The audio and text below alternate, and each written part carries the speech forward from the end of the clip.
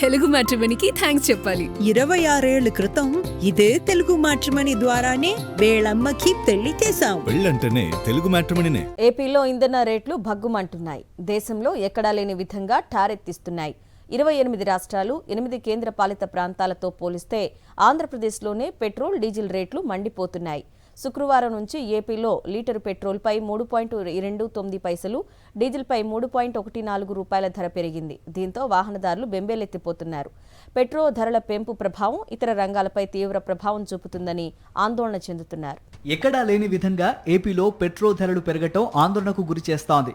అత్యధికంగా పల్నాడులో litre petrol 113.62, diesel 101.24 రూపాయలకు ఎగబాకింది.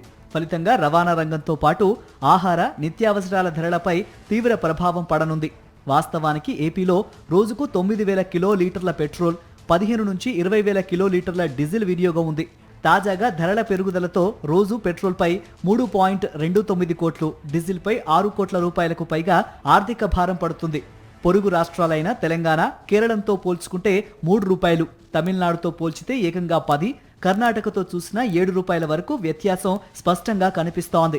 ఇటీవల గృహ వినియోగ గ్యాస్ సిలిండర్ ధర కూడా పెరిగింది. గృహ వినియోగ సిలిండర్ 950 రూపాయల నుంచి 980 రూపాయల వరకు ఉంటోంది. కమర్షియల్ గ్యాస్ 3,300 రూపాయలకు చేరింది. నెలల వ్యవధిలో గ్యాస్, పెట్రోల్, డీజిల్ రేట్లు పైపైకి ఎగబాకడంతో సామాన్య ప్రజలు విలవిల్లాడుతున్నారు. పెరిగిన భారం ప్రభుత్వం భరించకుండా ఇంధనం పొదుపు చేయాలంటూ ఉచిత సలహాలు ఇస్తుండటం పట్ల జనం మండిపడుతున్నారు.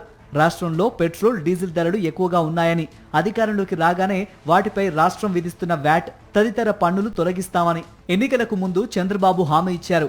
ఇప్పుడు ఆ విషయం గురించి మాట మాత్రంగా కూడా ప్రస్తావించడం లేదు. ఈ విషయంపై ప్రభుత్వాన్ని నెటిజన్లు ఉతికారేస్తున్నారు. వెంటనే పెట్రోల్, డీజిల్పై వ్యాట్ను తగ్గించి సామాన్యులకు ఆర్థిక ఊరట కల్పించాలని డిమాండ్ చేస్తున్నారు. మరోవైపు వంట నూనెలు సహా నిత్యావసర సరుకుల ధరలు చుక్కలు నడుతున్నాయి.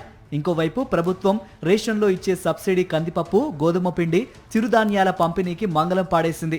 రైతులకు ధాన్యం మద్దతు ధర దక్కకపోగా బహిరంగ మార్కెట్లో బియ్యం రేట్లు పెరుగుతూనే ఉన్నాయి.